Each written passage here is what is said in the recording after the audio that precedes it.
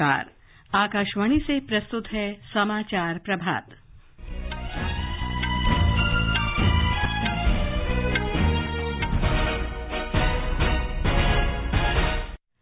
प्रधानमंत्री नरेंद्र मोदी आज बेंगलुरु में केम्पेगौड़ा अंतर्राष्ट्रीय हवाई अड्डे के टर्मिनल 2 का उद्घाटन करेंगे।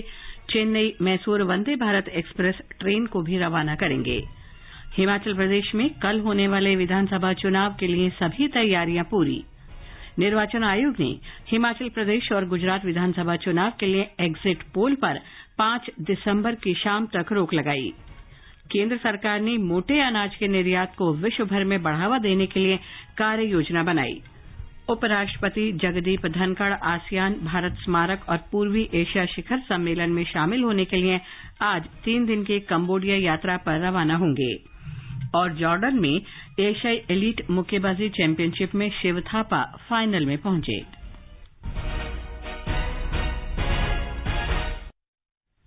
समाचार प्रभात के साथ मैं लवली निगम। प्रधानमंत्री नरेंद्र मोदी आज से कर्नाटक, तमिलनाडु, आंध्र प्रदेश और तेलंगाना की यात्रा पर रहेंगे।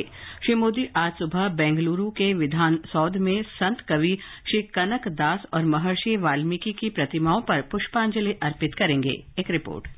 प्रधानमंत्री बेंगलुरु में केएसआर रेलवे स्टेशन से वंदे भारत एक्सप्रेस और भारत गौरव काशी दर्शन रेलगाड़ियों को रवाना करेंगे। प्रधानमंत्री केम्पेगौड़ा अंतर्राष्ट्रीय हवाई अड्डे के टर्मिनल 2 का उद्घाटन करेंगे और नद प्रभु केम्पेगौड़ा की 108 फुट ऊंची कांस्य प्रतिमा का अनावरण भी करेंगे। इसके बाद प्रधानमंत्री बेंगलुरु में एक सार्वजनिक समारोह और तमिलनाडु के डिंडीगुल में गांधी ग्रामीण संस्थान के 36वें दीक्षांत समारोह में शामिल होंगे। समाचार कक्ष से मनोज।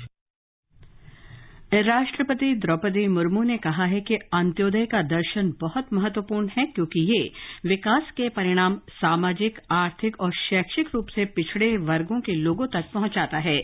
ओडिशा के भुवनेश्वर में राजभवन में आयोजित नागरिक स्वागत कार्यक्रम में राष्ट्रपति ने कहा कि किसी देश या समाज को सही मायने में तभी विकसित कहा जा सकता है जब विकास के परिणाम वंचित लोगों तक पहुंच सकें। उन्होंने युवाओं से भारत को अपने समर्पण और कठिन परिश्रम के माध्यम से विश्व का अग्रणी देश बनाने का आह्वान किया। हिमाचल प्रदेश में कल होने वाले विधानसभा चुनाव की सभी तैयारियां पूरी हो गई हैं। विधानसभा के 68 सीटों के लिए 24 महिलाओं सहित 412 उम्मीदवार मैदान में हैं। मतदान सुबह 7 बजे शुरू होगा और शाम 5 बजे तक चलेगा। मुख्य चुनाव अधिकारी मनीष गर्ग ने आकाशवाणी से बातचीत में बताया कि 157 मतदान केंद्रों पर केवल महिला कर्मचारी ही तैनात रहेंगी। 157 ऑल वुमेन पोलिंग स्टेशन बनाए गए हैं जिसमें कि मतकर्मी भी और सुरक्षाकर्मी हैं वो सभी महिलाएं होंगी और 37 पोलिंग स्टेशन हैं जो कि पीडब्ल्यूडी कर्मी उसको मैन करेंगे और 136 जो हैं हमारे मॉडल पोलिंग स्टेशन बनाए गए हैं। सभी पोलिंग स्टेशन में जो श्योर्ड मिनिमम फैसिलिटीज हैं जैसे टॉयलेट्स, ड्रिंकिंग वाटर, रैम्प की फैसिलिटीज, इलेक्ट्रिसिटी, सो ये सब हम लोगों ने प्रोवाइड की है। स्पेशली जो वुमेन वोटर्स और पीडब्ल्यूडी या ओल्ड एज वोटर्स हैं उनके लिए सेपरेट क्यूज का प्रावधान भी किया जाएगा जिससे कि उनको कोई असुविधा ना हो। इस बीच राज्य सरकार ने मताधिकार का इस्तेमाल करने के लिए राज्य में सभी सरकारी कार्यालयों, बोर्डों, निगमों, शैक्षणिक संस्थाओं और औद्योगिक प्रतिष्ठानों में काम कर रहे कर्मचारियों के लिए कल सार्वजनिक अवकाश की घोषणा की है। दैनिक कर्मचारियों के लिए यह सवेतन अवकाश होगा। हिमाचल प्रदेश में ताशीगंग विश्व में सबसे ऊंचाई पर स्थित मतदान केंद्र है। इसकी ऊंचाई समुद्र से 15,256 फीट ऊपर है। हमारे संवाददाता ने बताया कि ताशीगंग के निवासी विधानसभा चुनाव में कल पहली बार मतदान करेंगे। दुनिया का सबसे ऊंचा मतदान केंद्र ताशीगंग 2019 में स्थापित किया गया था और मतदाताओं ने एक बार लोकसभा में और दूसरी बार लोकसभा उपचुनाव में अपने मताधिकार का प्रयोग किया। लेकिन इस बार यहाँ के मतदाता पहली बार विधानसभा चुनाव में मतदान करेंगे। इस साल की शुरुआत में हुए मंडी लोकसभा उपचुनाव में इस मतदान केंद्र पर 100% मतदान हुआ था। ताशीगंग गाँव में 52 पंजीकृत मतदाता है। ये दूरस्थ गाँव लाहौल स्पीति जिले में स्थित है जो मंडी संसदीय सीट के अंतर्गत आता है। संजीव सुंदरियाल, आकाशवाणी समाचार, शिमला। गुजरात में विधानसभा चुनाव के दूसरे चरण के लिए कल नामांकन दाखिल करने की प्रक्रिया शुरू हो गई है। पहले चरण के चुनाव के लिए अब तक 53 नामांकन पत्र और दूसरे चरण के लिए एक नामांकन पत्र भरा गया है। इस बीच सभी राजनीतिक दलों ने उम्मीदवारों की सूची तैयार करने का काम तेज कर दिया है। भाजपा ने कल 160 उम्मीदवारों की पहली सूची जारी की। पार्टी ने 38 सीटों पर युवा नेताओं को मैदान में उतारा है। इस बीच आम आदमी पार्टी ने 10 उम्मीदवारों की एक और सूची जारी की है। निर्वाचन आयोग ने हिमाचल प्रदेश और गुजरात विधानसभा चुनाव के एग्जिट पोल पर 5 दिसंबर तक रोक लगा दी है। आयोग ने कल सुबह 8 बजे से 5 दिसंबर की शाम 5:30 बजे तक प्रतिबंध लगाया है। दोनों राज्यों में मतगणना 8 दिसंबर को होगी। केंद्र ने मोटे अनाज को बढ़ावा देने की कार्ययोजना बनाई है। सरकार ने विश्व भर में भारतीय मोटे अनाज के निर्यात और इसे बढ़ावा देने के लिए 16वीं अंतर्राष्ट्रीय व्यापार प्रदर्शनी और विक्रेता बैठकों में निर्यातकों, किसानों और व्यापारियों के शामिल होने के लिए सुविधा प्रदान करने की योजना भी तैयार की है। एक रिपोर्ट। कार्य योजना के अनुसार विदेशों में स्थित भारतीय मिशनों को भारतीय मोटे अनाजों की ब्रांडिंग और प्रचार के काम में लगाया जाएगा। इसमें व्यापारियों की आपसी बैठकें और प्रत्यक्ष समझौतों के लिए डिपार्टमेंटल स्टोरों, सुपरमार्केटों और हाइपर मार्केटों जैसे संभावित क्रेताओं की पहचान शामिल है। संयुक्त राष्ट्र ने 2023 को अंतर्राष्ट्रीय मोटा अनाज वर्ष घोषित किया है। विश्व में भारत के मोटे अनाज का उत्पादन लगभग 41% है। भारत ने 2021-22 में मोटे अनाज के उत्पादन में 27% वृद्धि दर्ज की है। समाचार कक्ष से फरहत नाज। सरकार ने आधार नियमों में संशोधन किया है। नए नियमों में आधार बनाए जाने के 10 वर्ष पूरे होने पर कम से कम एक बार सहायक दस्तावेजों को अद्यतन कराया जाना जरूरी कर दिया गया है।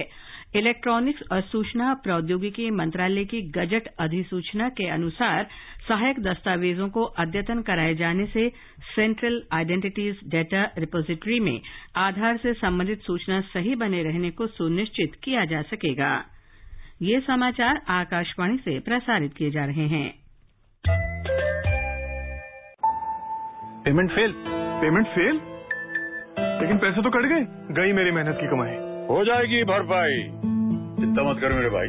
अगर डिजिटल ट्रांजैक्शन फेल हो जाए और अकाउंट से पैसे कट जाए तो बैंक समय से पैसे लौटा देगा, वरना कॉम्पनसेशन का है प्रावधान। नहीं तो आरबीआई के ऑम्बुड्समैन को शिकायत करें आप। या बिल, मेरी फीस। आरबीआई कहता है जानकार बनिए, सतर्क रहिए। उपराष्ट्रपति जगदीप धनखड़ आसियान भारत स्मारक शिखर सम्मेलन और 17वें पूर्वी एशिया शिखर सम्मेलन में भाग लेने के लिए आज 3 दिन की कंबोडिया यात्रा पर रवाना होंगे। उनके साथ विदेश मंत्री डॉक्टर एस जयशंकर भी जा रहे हैं। उपराष्ट्रपति कंबोडिया के प्रधानमंत्री हुन सेन और अन्य देशों के नेताओं के साथ नोमपेन में द्विपक्षीय बैठक करेंगे। ये आसियान भारत संबंधों की 30वीं वर्षगांठ है और इसे आसियान भारत मैत्री वर्ष के रूप में मनाया जा रहा है। प्रधानमंत्री नरेंद्र मोदी सोमवार से G20 शिखर बैठक में शामिल होने के लिए इंडोनेशिया के 3 दिन के दौरे पर रहेंगे। G20 के नेता शिखर बैठक में रिकवर टुगेदर, रिकवर स्ट्रांगर विषय के अंतर्गत वैश्विक चिंताओं के महत्वपूर्ण मुद्दों पर व्यापक विचार विमर्श करेंगे। शिखर बैठक के समापन सत्र में इंडोनेशिया के राष्ट्रपति जोको विडोडो सांकेतिक रूप से G20 की अध्यक्षता प्रधानमंत्री नरेंद्र मोदी को सौंपेंगे। भारत इस वर्ष 1 दिसंबर से औपचारिक रूप से G20 के अध्यक्ष का कार्यभार ग्रहण करेगा।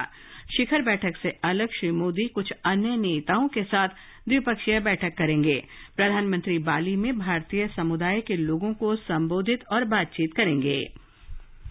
भारत और बेलारूस ने आपसी सहयोग का और विस्तार करने की सशक्त इच्छा जताई है।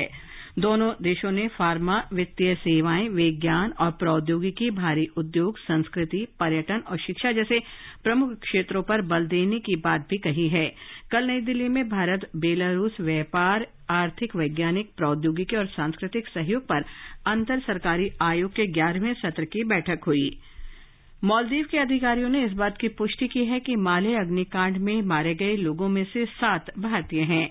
मालदीव में भारतीय उच्चायोग ने कहा है कि एक व्यक्ति की पहचान की जा रही है। उच्चायोग ने कहा है कि वे पीड़ित परिवारों के संपर्क में हैं।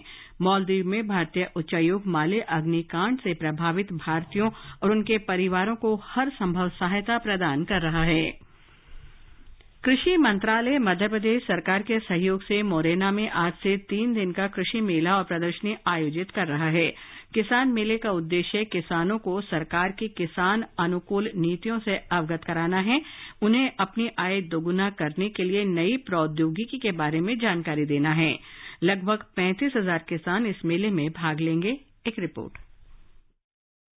3 दिवसीय किसान मेले का उद्घाटन मुख्यमंत्री शिवराज सिंह चौहान करेंगे। वहीं कार्यक्रम की अध्यक्षता केंद्रीय कृषि और किसान कल्याण मंत्री नरेंद्र सिंह तोमर करेंगे। इस अवसर पर मुख्यमंत्री 103 अमृत सरोवरों का लोकार्पण और संजीवनी केंद्रों का शिलान्यास भी करेंगे। केंद्रीय कृषि मंत्री ने कल दिल्ली से वर्चुअल प्रेस कॉन्फ्रेंस में जानकारी दी कि यह कृषि मेला ग्वालियर चंबल इलाके को कृषि के क्षेत्र में उन्नत और अग्रणी बनाने के लिए आयोजित किया जा रहा है। किसानों के मार्गदर्शन के लिए हर दिन महत्वपूर्ण विषयों पर विभिन्न सत्र आयोजित किए जाएंगे, जिसमें देश भर के कृषि विशेषज्ञ जानकारी और प्रस्तुतियां देंगे। संजीव शर्मा, आकाशवाणी समाचार, भोपाल।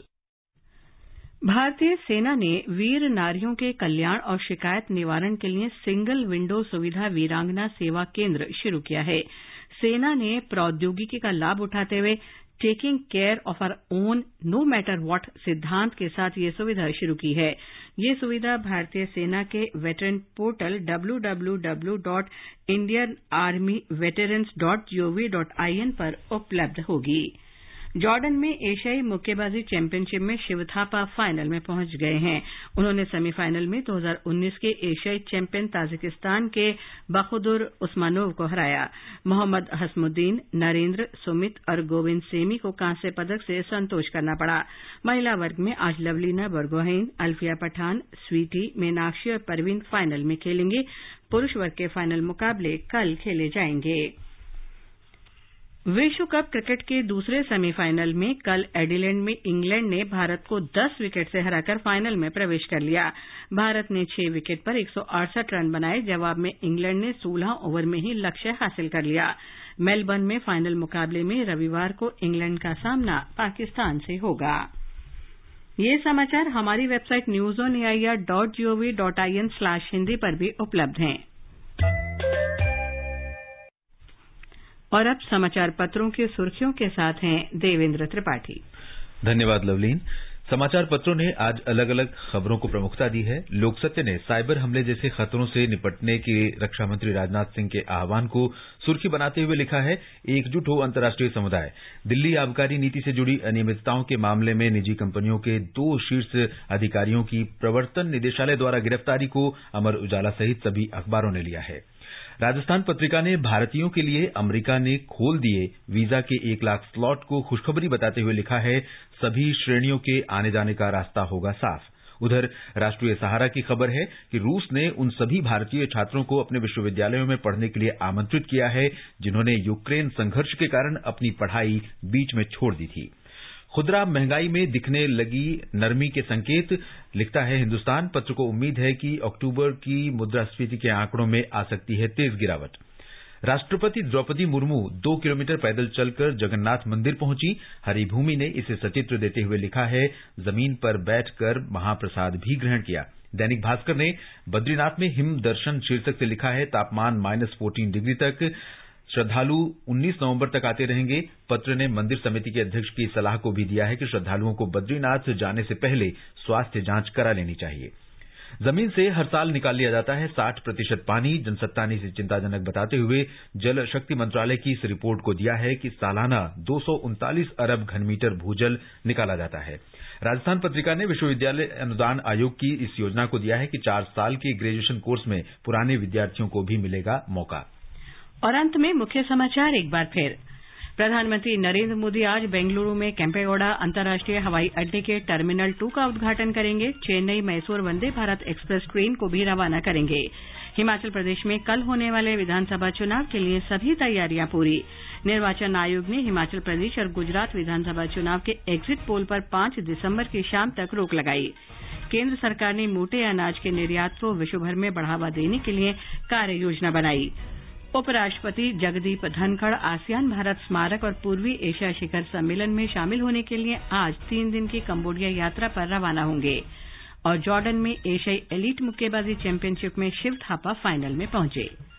इसके साथ ही समाचार प्रभात का ये अंक समाप्त हुआ। नमस्कार।